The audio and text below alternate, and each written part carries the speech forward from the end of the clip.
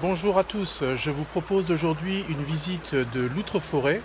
Alors l'Outreforêt, c'est la région au nord de la forêt de Haguenau et je vous propose de faire une visite éclair de cette région qui est assez sympathique à découvrir.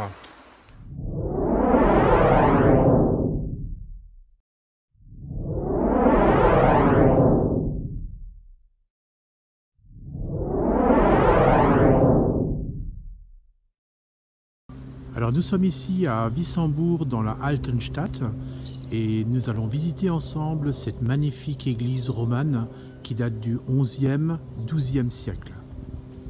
Alors déjà la tour clocher est magnifique avec cette belle fenêtre géminée typiquement romane.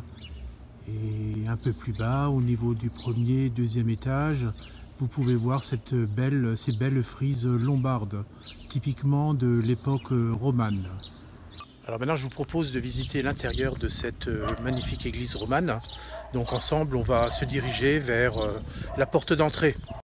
Donc là, on pénètre à l'intérieur de l'église. Donc vous voyez déjà devant nous les belles colonnes d'époque romane. Donc on va longer un petit peu la nef pour vous montrer l'ensemble des éléments d'architecture qu'on peut apercevoir. Une belle arcade romane et avec au fond un beau vitrail tout à fait typiquement de l'époque romane. Une petite vue générale de la nef et ce que je vais vous montrer au niveau de la voûte, on peut découvrir des peintures. Regardez-moi comme c'est magnifique, comme elle est belle cette voûte. Voilà donc une dernière vue de cette église romane avant de la quitter.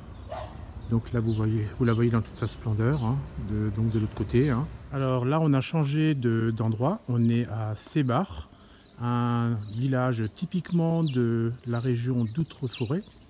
Et là on a en fait affaire, vous voyez, à une enfilade de belles maisons alsaciennes typiques de cette région. Comme vous voyez, en fait, ces maisons ne sont pas colorées comme ailleurs en Alsace.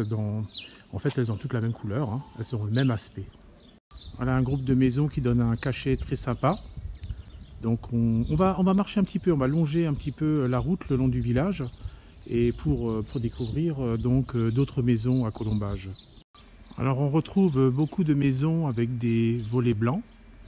Une façade blanche avec les poutres de couleur marron foncé. Ça c'est vraiment typique et c'est ce qu'on retrouve sur la plupart des maisons. Alors au niveau de cette maison, vous voyez une arcade en grès qui était l'entrée dans le temps de la cave de la maison. Sur celle-ci, une date est visible sur la poutre cornière. Et on arrive à lire 1786, année de construction de cette maison. Alors il était habituel d'inscrire en fait sur la poutre des maisons le nom des époux qui ont construit la maison. Alors ici vous voyez le nom de Michael et vous avez aussi sûrement le nom de l'épouse qui apparaît. Vous avez aussi une date qui apparaît, la date de 1785. Et souvent, à la fin du message, il y a un message qui dit que cette maison soit bénie par Dieu. Voilà, qui apparaît normalement à la fin du texte. Vous voyez le mot Gott, Gott ou Gottes, à la fin de la phrase. Alors nous sommes ici à Surbourg et nous allons voir quelques éléments intéressants de l'abbatiale Saint-Arbogast, qui est une abbatiale d'époque romane, qui a été construit au XIe siècle. Disons que le XIe siècle, c'est la première phase de construction de cette église. Nous allons voir ça d'un peu plus près. Ici, vous avez l'abside centrale qui est un peu plus tardive et vous pouvez découvrir en haut de cette abside la frise lombarde. Donc, et bien sûr, un petit peu plus haut, bien sûr, vous avez le clocher qui se trouve juste au-dessus de la croisée du transept.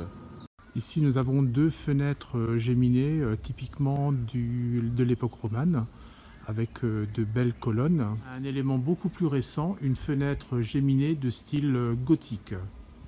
Alors, il était d'usage au Moyen-Âge de réutiliser d'anciennes pierres venant de bâtiments plus anciens.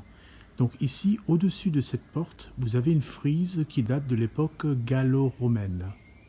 Cette escapade donc dans l'Outre-Forêt se termine ici à Surbourg et je vous dirai à la prochaine fois pour d'autres visites et d'autres découvertes du patrimoine.